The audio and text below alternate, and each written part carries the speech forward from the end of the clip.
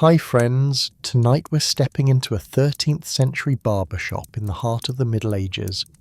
A narrow stone room where scissors, razors and superstition mingle beneath trembling candlelight. The smell of iron and oil hangs in the air, mixed with faint smoke from the hearth. A stool creaks. Somewhere outside a bell tolls the hour, reminding the town that even in darkness life and labour continue. Inside, a careful hand prepares to shape not only a haircut, but a person's fortune.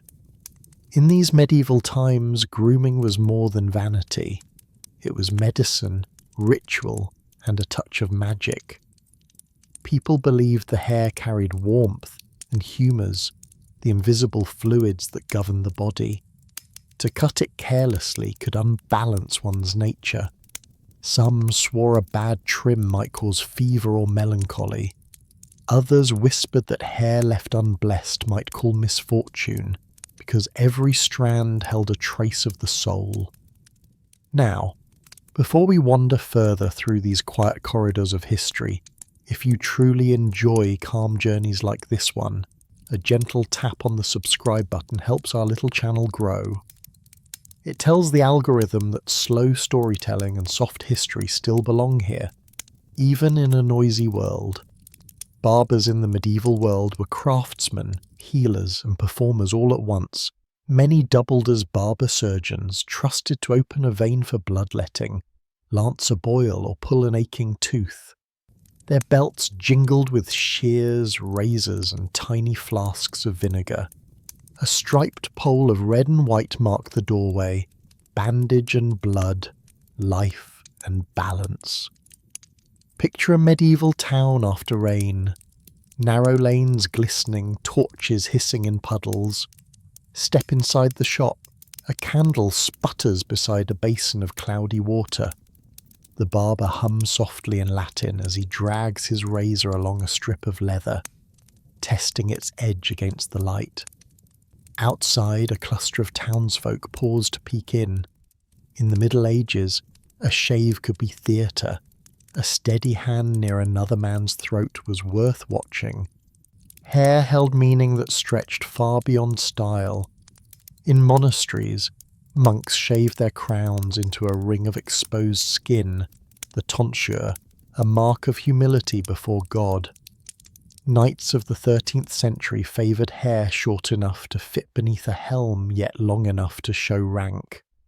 Merchants wore modest cuts to please guild elders, while peasants trimmed whatever survived the shears and the seasons. A simple cut told others who you were and how you lived. The barbers themselves were half mythic figures, respected for skill, feared for gossip. Secrets passed easily through a room like this. Rumours murmured while razors scraped, promises whispered between rinses. In an age before papers or printing, a barber's tongue was the newswire of the town. People said you could trace a whole kingdom's mood by listening at the doorway of the barber shop. Before feast days or weddings, before soldiers marched or pilgrims departed, townsfolk queued for fresh cuts. They believed trimming away old hair helped cast off misfortune and invite renewal. The fallen strands were swept into a small pile, sometimes burned with herbs, sometimes buried beneath a threshold. No one left hair lying about. Witches, people warned, might twist it into charms or curses. Imagine the soundscape of a 13th century shop. Water poured from a jug into a bronze basin. The scrape of steel on strop. The rhythmic snip of shears. The murmur of waiting clients trading gossip about crops and taxes. An apprentice moves quietly, folding cloths, fetching a cup of watered wine. A child peeks through the doorway, fascinated by the gleam of blades and the calm patience of the master at work. In the Middle Ages, a haircut could be both comfort and ceremony. A nobleman might be shaved at dawn before council, a priest before mass, a traveller before setting out on a muddy road. Even weary soldiers sought a barber's touch, believing that a tidy face brought discipline to the spirit. Each stroke of the blade promised a moment of order in a world of noise and dust. For a few breaths, the barber shop became a sanctuary. The candlelight softened every line, every worry. The barber's sleeve brushed a cheek. The scent of soap and smoke mingled with whispers of prayers. Outside, the marketplace shouted and the church bells echoed, but inside there was only the steady rhythm of human care, steel breath, heartbeat. When the work was done, a mirror of polished bronze, or, for the wealthy, a small piece of glass, caught the flicker of flame. The client leaned forward, tracing his reflection with quiet wonder. He might smile, or murmur thanks, or cross himself quickly before stepping back into the wind. The barber wiped his blade, shook the hair from his apron, and called for the next soul to sit. And so the day continued in the medieval town, the pole turning in the breeze, the smell of lather drifting through the doorway. Outside, carts clattered, horses snorted, and life carried on. Just a little cleaner, a little lighter, perhaps even a little luckier. In a century so full of superstition and toil, that simple feeling of renewal might have been the closest thing to modern luxury. The barber shop door closes behind us, and the sounds of scraping steel fade into the distance. We step deeper into the 13th century, where the meaning of cleanliness was complicated, ambitious, and occasionally negotiable. To bathe in the Middle Ages was both hopeful and hazardous. Warm water promised relief from the dust of cobblestones and smoke of hearths, yet physicians warned that too much soaking could open the pores and invite invisible vapours inside. These vapours, called miasmas, were blamed for nearly every illness, from toothache to bad luck. The result was a civilization constantly torn between comfort and caution. Still, people tried. Even the most stoic peasant eventually decided that being brave smelled worse than being clean. Public bathhouses were the solution, and they were everywhere. Paris, Prague, London, Florence follow the trail of steam, and you'd find one tucked between a bakery and a tannery, because proximity to strong odours was apparently contagious.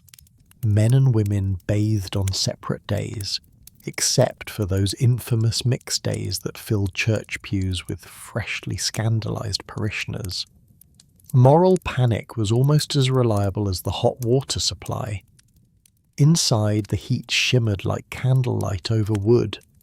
Apprentices ferried buckets from the fire, sloshing them into wide oak tubs lined with linen. The air smelled of damp timber, rosemary, and ambition. If you were lucky, the herbs masked at least some of the guests.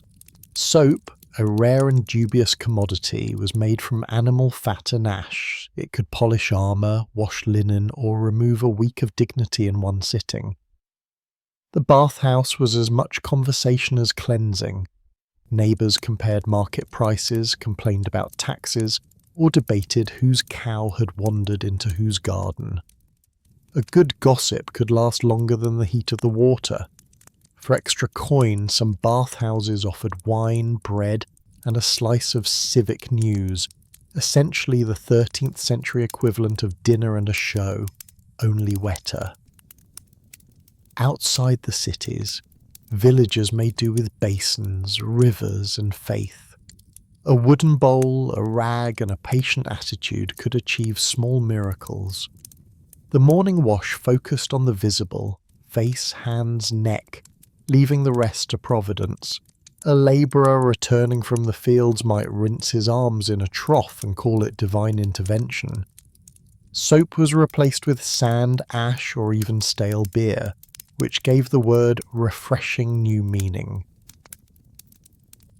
Monks and nuns lived by stricter calendars of cleanliness, They bathed before Easter, Pentecost, and important feast days whether they wanted to or not. It was an act of humility and hygiene combined, though records show equal amounts of muttering about cold water and unfair holiness quotas. Some monasteries built clever heating systems that diverted smoke from kitchen fires beneath the floors, creating the earliest radiant heat baths. Others simply stood in rivers and counted suffering as a virtue. Among nobles, bathing evolved into ceremony. Servants carried buckets in stately procession. Musicians strummed quietly to disguise the splashing. Perfumed oils floated on the surface. Candles reflected off polished brass, and every sigh echoed like prayer. It looked divine, until the water cooled and smelled faintly of yesterday's stew. Then everyone agreed that modesty was a gift. Family bathing followed rank. The lord first, then the lady, then the heirs, and finally the servants. By the end, the water developed its own opinions. Children were known to drop crumbs in the tub, claiming the fish looked hungry. No record survives of what the servants said aloud, but one suspects it wasn't praise. Cleanliness had moral geometry. Too spotless suggested vanity. Too dirty hinted at sloth. The perfect look was a kind of saintly disarray, clean enough to attend church, dusty enough to prove humility. In a world that valued moderation, even soap had to behave modestly.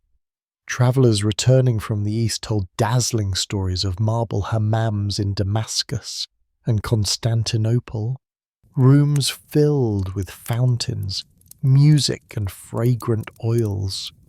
Western listeners reacted with equal parts awe and suspicion. Surely, one scholar sniffed, no one could be that clean and still be moral. His manuscript survives, along with a faint stain of something that was probably lunch. By the late Middle Ages, perfume and powder replaced soap for those who could afford them. Tiny pomanders of silver or wood hung from belts, filled with cloves or dried roses. Citizens carried posies under their noses to combat the perfume of civic life. Streets were lively, but never empty of aroma. Bread, horses, smoke, fish, humanity, and hope. In quieter homes, all acts of washing continued. A mother warmed water over the hearth to scrub her child's hands. A craftsman rinsed sawdust from his beard before supper. A pilgrim washed his feet at the end of the road and called it Thanksgiving. The means were simple, the feeling universal. And on rare evenings, someone, merchant or mason, lady or servant, would light a candle, pour a full tub, and sink beneath the surface. Steam rose, the world hushed, and for a brief, weightless moment the 13th century felt as peaceful as any age since. Outside, the bells of the medieval town marked nightfall. Windows glowed faintly through smoke. A dog barked once and settled. Somewhere a man tipped the last of the water into the street, watching it vanish between the stones. The town exhaled, and another day in the Middle Ages dissolved into rest.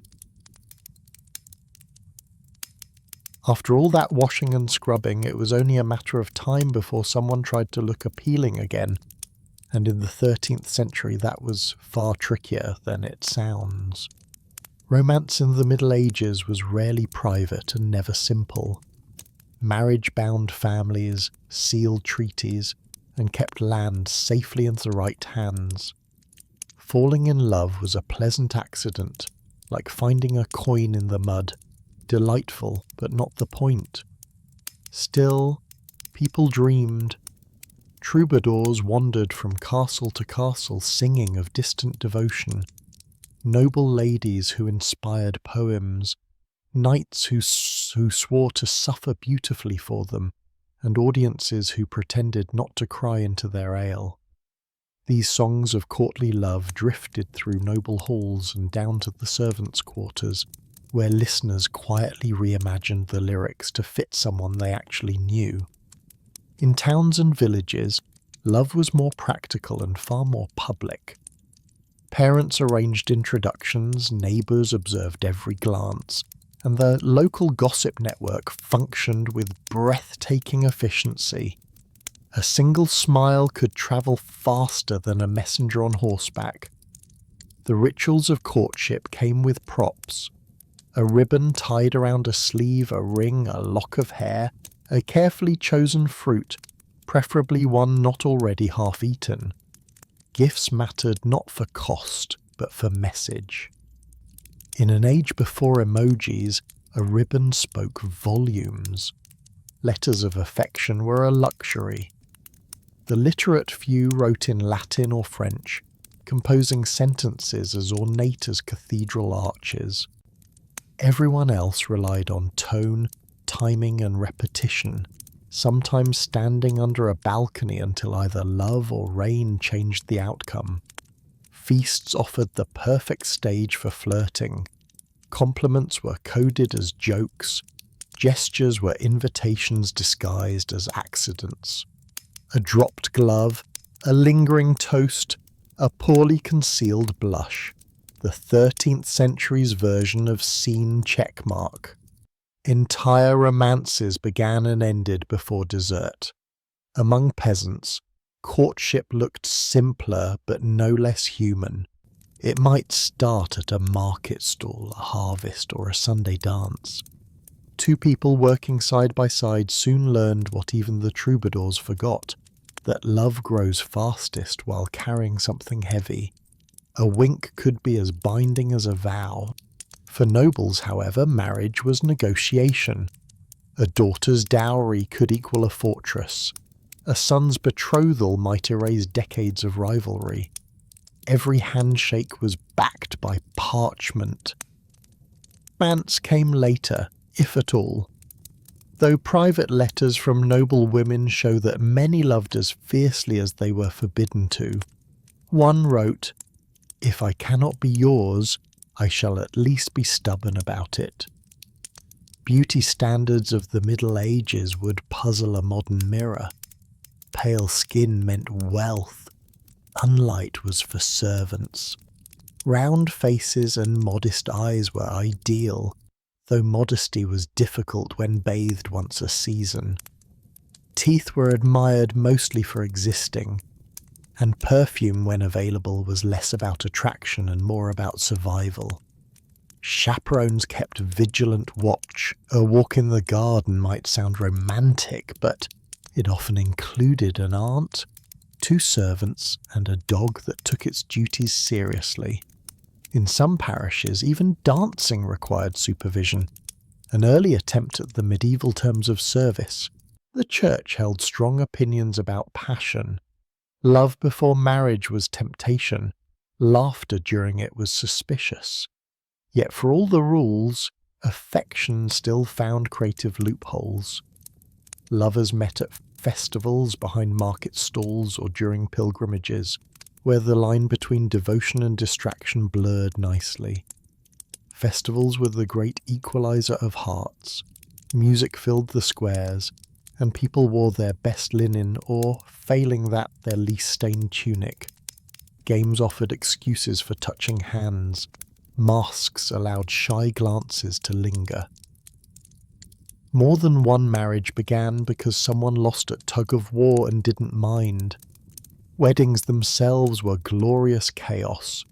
Bells rang, children shouted, and strangers joined in whether invited or not. The vows were spoken in Latin most couldn't translate, but the meaning was clear enough. Please don't faint before the feast. Afterward came food, dancing, and gossip so fresh it practically steamed. For those who never married, life still offered companionship. Monks and nuns devoted love toward faith. Others found contentment in work, friendship, or the calm rhythm of routine. The Middle Ages valued loyalty in every form. to God, to family, to the people who helped you find your misplaced boots. And somewhere between castles and cottages, true affection endured quietly. A soldier carried a ribbon beneath his armour. A baker saved the first loaf for someone special. An old couple shared bread and silence, the soft kind of love that no ballad could capture because it didn't need to. As evening settled over the medieval town, torches flickered against stone walls, and the faint sound of a lute carried through the night air. In one corner, a young couple whispered beneath a window, promising to meet at the next fair. Across the square, an elderly pair watched the same stars, content in a love that no longer needed promises. And as the night deepened, the same constellations that shone over knights, peasants, and poets glowed quietly above, reminding everyone that even in the 13th century, love survived long winters, arranged marriages, and the general smell of humanity. It endured, patient and imperfect, like the heartbeat of history itself. The night softens. The torches in the 13th century town burn lower, and the stars begin to fade into the pale hush of dawn. Somewhere beyond the city walls, a castle rises through the mist, its towers catching the first light like stone candles in a sea of grey. Inside, the day begins not with birdsong, but with footsteps. A servant carries water through echoing halls. Doors open quietly. The noble household wakes in layers. The steward first, then the cooks, then the Lord himself. Morning in the Middle Ages is not a moment. It's an unfolding ceremony. The steward starts the day with an inventory of everything that might possibly run out. Bread, candles, salt, patience. He counts barrels in the cellar and makes notes about which servant has misplaced the keys again. Beneath the stone arches of the great hall, the smell of yesterday's fire still lingers. Upstairs, the lady of the house is being dressed. Two maids work in near silence, fastening ribbons, arranging veils, and offering small bits of gossip to make the process bearable. The clothing itself is armour of another kind, layer upon layer of linen, silk, and velvet. Beauty in the Middle Ages was a team effort, and comfort was rarely invited. Breakfast arrives as a quiet negotiation between appetite and etiquette. A slice of bread, a cup of watered wine, a small dish of fruit if the season allows. Forks are new and suspicious. Many nobles still prefer to eat with their fingers, claiming it feels more honest. Music drifts faintly from the courtyard where a young page polishes armour that hasn't seen battle in years. Life among the nobility looks effortless, but it moves on a strict timetable. Meals at precise hours, mass at dawn, letters answered before noon. Visitors received only after the servants have removed the evidence of how quickly they were preparing for visitors. The rhythm is unchanging, a kind of clock made of habits. Every castle is its own small world, complete with hierarchy and orbit. The lord oversees justice, trade, and diplomacy, which mostly means letters, seals, and a great deal of waiting. The lady manages the household, food, fabrics, servants, guests, an empire measured in linens and ledgers. Together they are symbols of stability in a world that still trembles with change. The castle smells of beeswax, iron, and smoke. Sunlight filters through narrow windows, painting bright lines across stone floors. A cat stretches on a warm ledge. The distant clatter of hooves marks the arrival of a messenger, and with it, a reminder that even the powerful depend on good news.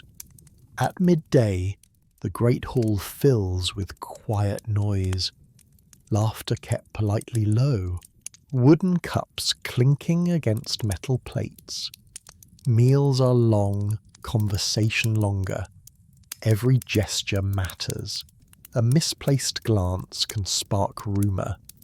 A generous toast can mend a feud. Nobility, in practice, is the art of staying graceful under observation. After dinner, the castle settles again into its pattern. The lord walks the battlements, thinking about borders and weather. The lady writes a letter she'll never send. In the courtyard, children chase geese while an old knight dozes beside them, dreaming of battles that now live only in songs. As afternoon fades, servants light torches along the corridors. The tapestries on the walls glow like soft fire. Knights, saints, and legends, watching silently over another ordinary day of privilege and restraint. The air cools, carrying the smell of bread from the kitchen and the faint murmur of prayers from the chapel below. Evenings are slow, musicians tune their instruments, the lord listens half-heartedly, while his mind drifts toward unfinished letters. The lady embroiders in candlelight, her needle flashing like a firefly in the dim hall. Conversation moves lazily from weather to rumour to nothing at all, and when the castle finally sleeps, it does so in order. The torches dim, the servants retreat, and the echoing halls grow still again. Only the watchmen remain awake, shadows pacing along the ramparts, listening to the same wind that whispers through peasant cottages miles away. Inside those walls, luxury feels fragile.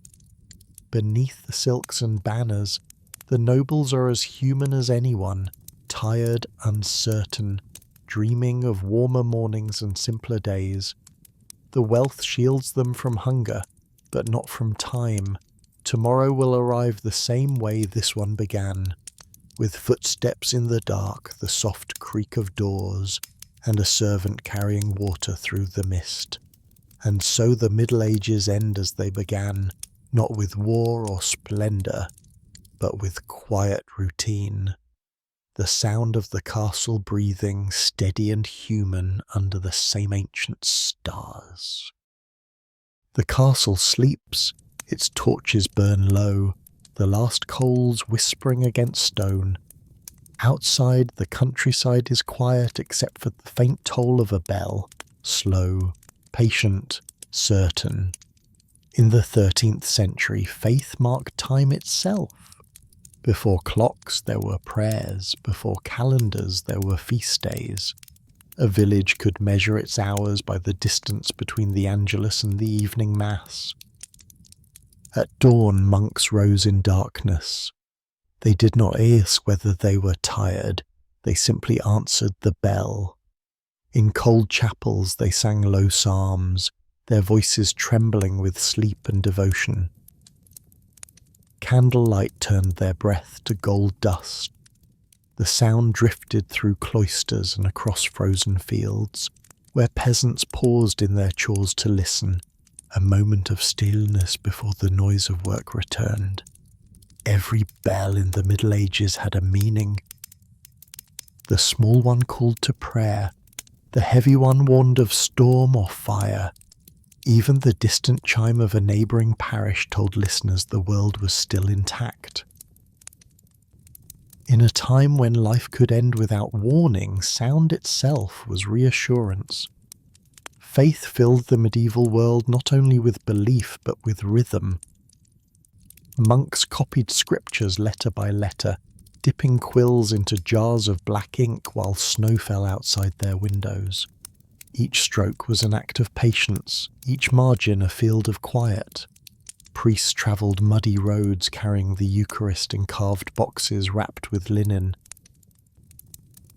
Pilgrims walked for weeks toward relics they might never see, trusting that motion itself was prayer. And in every household, small prayers were murmured before meals, before travel, before sleep, before anything uncertain, which was nearly everything. Inside churches, the air smelled of wax, dust and stone, ancient and alive. Light spilled through stained glass like coloured breath, dappling the faces of farmers, merchants and children alike. A single hymn could make even the weary straighten their backs. Sermons echoed longer than they were spoken, bouncing off pillars until even the shyest listener felt addressed. People came not only for salvation but for company. Warmth in winter, shared stories, a reason to pause. Faith shaped every task.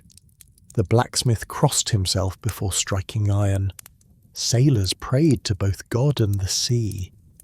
A woman lighting her hearth whispered a blessing into the flame. Religion was not separate from life. It was woven through it like grain through bread.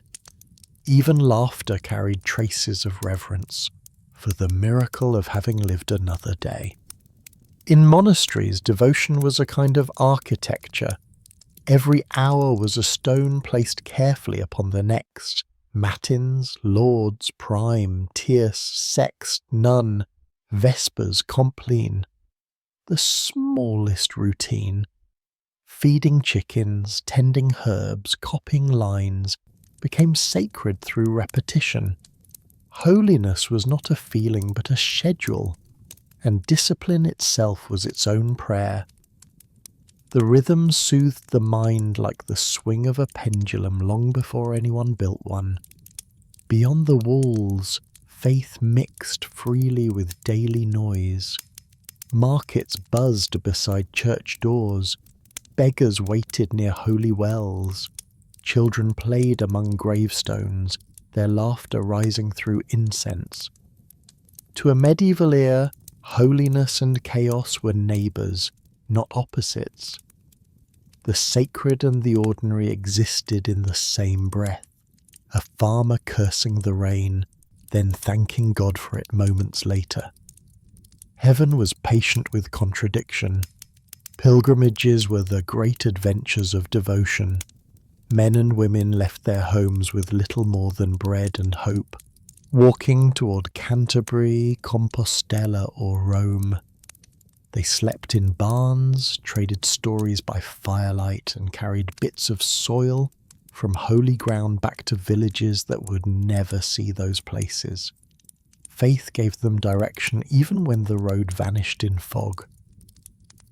Festivals broke the stillness with colour and excess.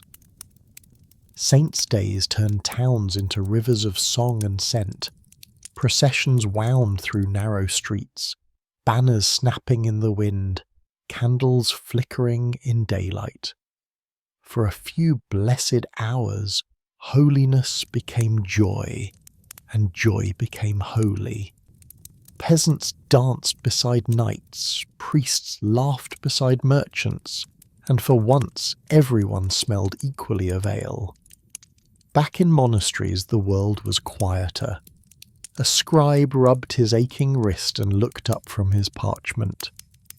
In the courtyard, novices weeded the herb garden where mint and rosemary sweetened the air.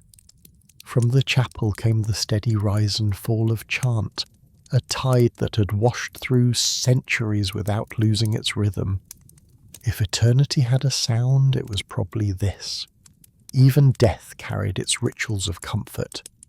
Candles placed at the bedside, psalms whispered through tears, the tolling of the bell once more, solemn, slow, familiar. Grief was heavy but never alone. Faith stood beside it like an old friend who knew every word to say. For those left behind, belief offered structure where reason could not.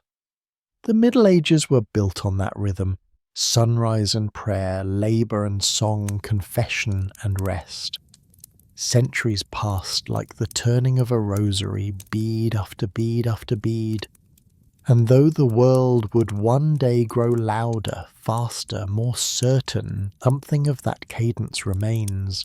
A quiet heartbeat beneath stone cathedrals, a bell still ringing somewhere in the fog.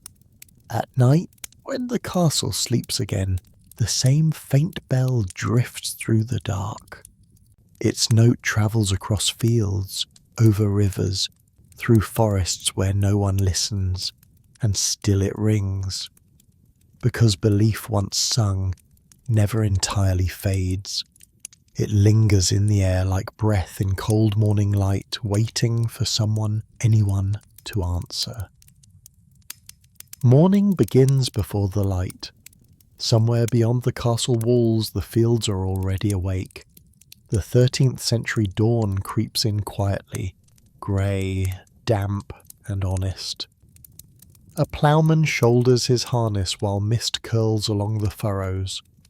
The ox beside him exhales a slow cloud of breath, as if seeing at another day of work.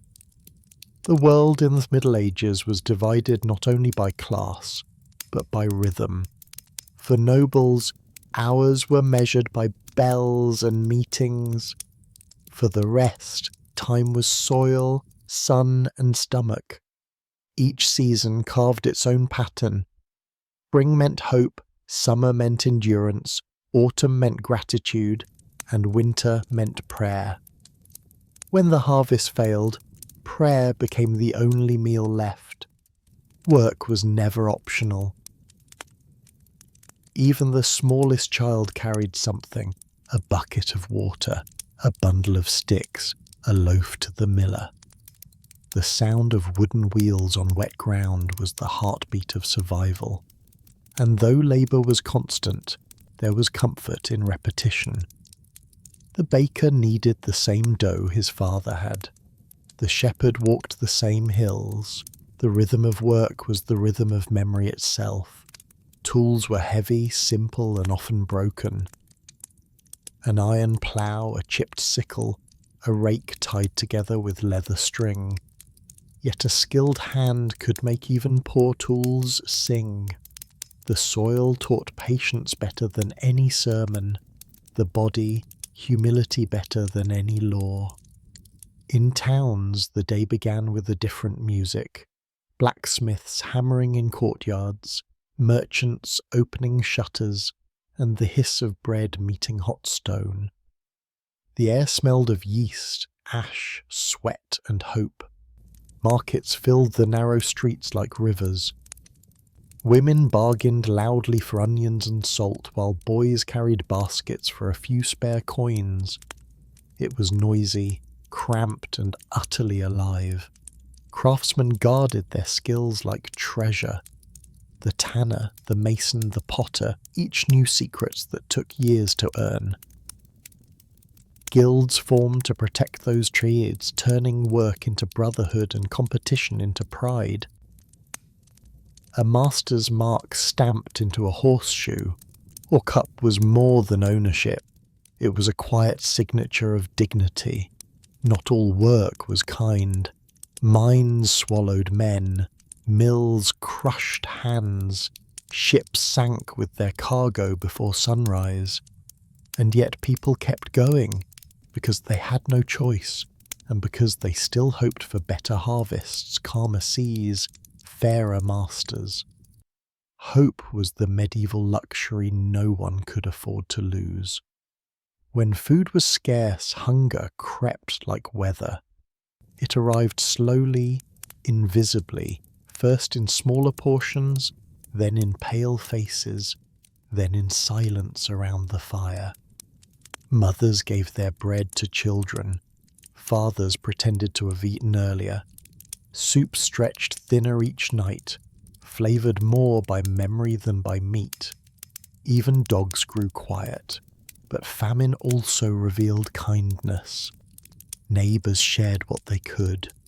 Monks opened monastery doors and handed out bread, even when it meant dividing their own rations. No one went untouched by hunger, yet no one endured it entirely alone. Charity was not a sermon. It was a bowl, a crust, a glance that said, "I see you." Then came the feast days. Holy days when bells rang brighter, when even the poorest found cause to smile. Work paused, drink flowed, and laughter returned like sunlight after rain. Tables filled with what the year allowed: bread, cheese, ale, turnips, perhaps a chicken if luck was generous. Children danced around fires, and for a few fleeting hours, the line between rich and poor blurred. A peasant might share ale with the soldier, a priest might laugh beside a merchant, and everyone smelled equally of smoke and joy. At the castle, feasts were their own kind of theatre. Long tables gleamed with polished pewter, and banners swayed above like painted skies. Musicians played lutes and rebecks, their melodies curling through rafters darkened by years of smoke.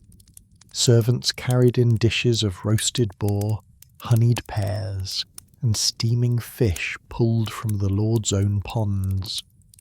The guests applauded the abundance, but outside, beyond the torches, villagers waited patiently for scraps, not resentful, just accustomed. Even opulence had a rhythm, and it began and ended with the hands that baked the bread. Feasting, like fasting, was part of survival. The church calendar ordered it: 40 days of Lent, countless vigils and Fridays without meat. It taught restraint through hunger, gratitude through taste. Food itself became spiritual, an act of balance between indulgence and endurance. To eat was to remember life's fragility. To share was to remember its worth. In bad years, people grew inventive. Flour mixed with ground bark or mashed acorns, broth brewed from herbs and weeds. Monasteries turned into kitchens for the desperate. A monk's ladle was a lifeline, and a whispered prayer often came with the meal. Faith and hunger shared a table. One fed the body, the other the will. Still there were moments of peace. When harvests were kind, laughter rolled across the fields like thunder. Songs rose above the clatter of scythes, and the air shimmered with relief. Children ran barefoot through cut straw, and for one brief season, life felt merciful again. Bread baked golden, ale brewed strong, and the smell of roasting grain filled every lane. Evenings brought quiet pride. Families gathered around small fires, their faces glowing with fatigue and warmth. Stories drifted between bites, tales of saints, of foxes, of impossible heroes. A single candle lit the faces of people who owned nothing yet held everything that mattered.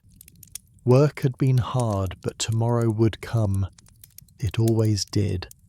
Because the heart of the Middle Ages was not found in war or crowns. It lived in those moments between hunger and laughter, between survival and song. The farmer's cracked hands, the mason's steady gaze, the mother's voice humming a prayer over a pot of soup. These were the real monuments of the age. Stone crumbles, but endurance remembers. And when the year turned again, and frost returned to the fields, the people bowed their heads and began once more.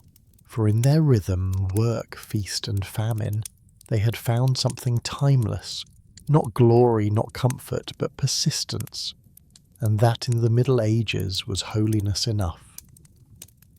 The fire is low.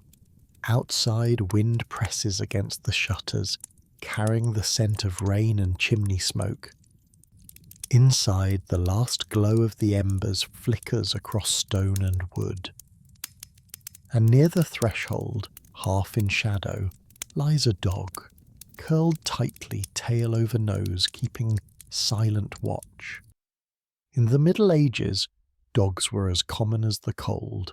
They guarded, hunted, begged, and waited.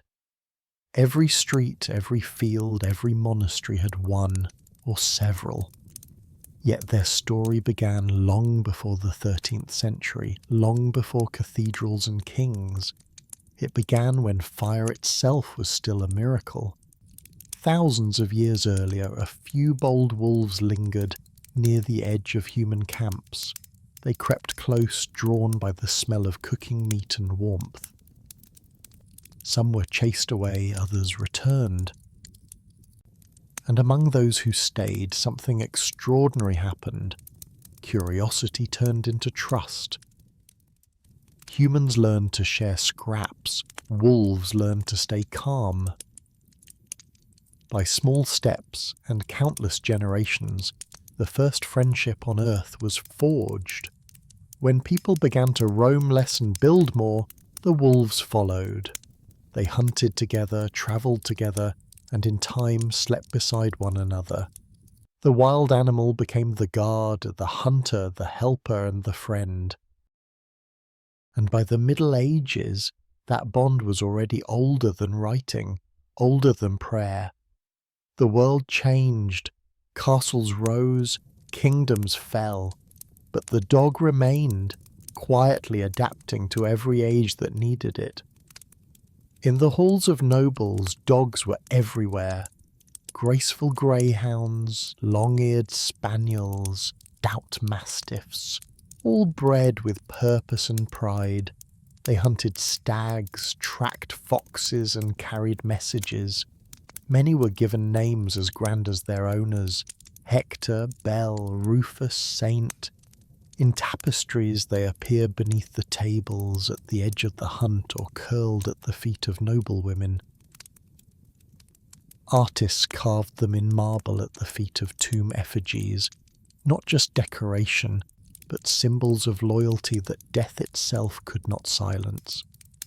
Even in death, the dog stayed close. The life of a peasant's dog was rougher, but just as real. They had no collars, no names worth writing down, yet they were family. They guarded the goats, chased crows from crops, and barked at the night until even wolves thought twice. When food was scarce, they ate what was left, and sometimes what they were guarding. But no one stayed angry for long, because when the fire burned low and the house grew cold, that same scruffy animal curled beside its owner and shared what warmth it had. It wasn't ownership, it was partnership, a quiet, unspoken alliance against the dark. In towns, dogs wandered the markets and alleys, scavenging scraps from fishmongers and bakeries. They became part of the landscape, as common as carts or church bells. Some followed travellers from one inn to another, half pet, half guardian. Children tossed them bones, beggars shared their crusts. And sometimes, when a traveller fell asleep by the roadside, a stray would settle beside him, not out of loyalty, but out of understanding. In monasteries, dogs moved quietly through cloisters. They slept by kitchen fires or under benches in the scriptorium. The monks, sworn to silence, rarely spoke to them, but they fed them all the same. A few abbeys even had dogs of their own, semi-official residents who guarded gates and warmed laps. Some orders saw compassion toward animals as a reflection of divine love. Saint Roch was said to be healed by a dog that brought him bread. Saint Dominic was often painted with a small hound at his feet, its torch in its mouth symbolizing faith that spread like fire. Even in literature, dogs padded quietly between the lines. Knights returning from crusades wrote of loyal companions that travelled hundreds of miles to find them. Chroniclers recorded dogs that stood over fallen masters, refusing food, dying in vigil. Their loyalty was admired, their devotion envied. To medieval minds, a faithful dog was not only a companion, but a living sermon. They embodied virtues humans could only strive for: Loyalty, patience, forgiveness without condition. Of course, they had their mischief. They stole bread from windowsills and snatched pies from tables. They chased chickens, growled at neighbours, and occasionally joined howling choruses when the church bells rang. But even their flaws made them beloved. In a world often divided by power and sin, a dog's mistakes were refreshingly innocent. When plague swept through Europe, dogs suffered beside humans. Some were blamed, others pitied, many left behind. But countless records tell of dogs staying beside their dying owners, even after others fled. In the darkest moments of the Middle Ages, that simple devotion shone brighter than any candle. It was the small, stubborn mercy that refused to die. And as life returned, so did companionship. The farmer repaired his plough, the baker stoked his oven, and beside every door a dog stretched in the sun again. Puppies tumbled in the straw, monks smiled at their antics, children laughed. The rhythm of humanity resumed, and the dog was still part of the song. At night, when the village grew quiet, the sounds of barking rolled softly across the fields. Each voice marked a home, a boundary, a heartbeat. They warned of thieves, greeted wanderers, and sometimes barked at nothing, just to remind the world they were awake. Somewhere a traveller smiled in the dark, comforted by the sound. Inside a small cottage, a child slept beside the hearth. The fire crackled low, the parents whispered their prayers. And at the door the dog stirred once, then sighed. It did not need words or orders, only the knowledge that the people behind that door were safe.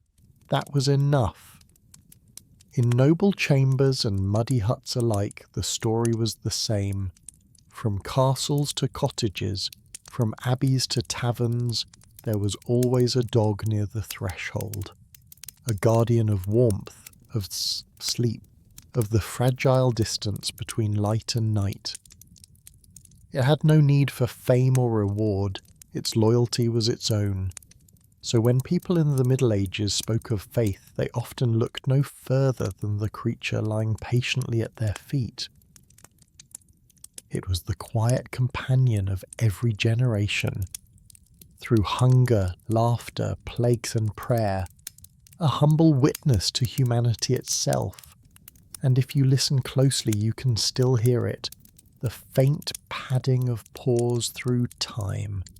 From the echoing halls of kings to the straw beds of farmers, the same rhythm repeats, the heartbeat at the door, the first and oldest friendship, and perhaps the truest one. Night settles over the old world. The fire gutters low, and the smoke from the hearth drifts lazily towards the rafters. Outside the rain has stopped, but the stones still glisten. The earth drinking quietly beneath a sky full of pale stars. Somewhere far away, a church bell tolls once, then fades into silence.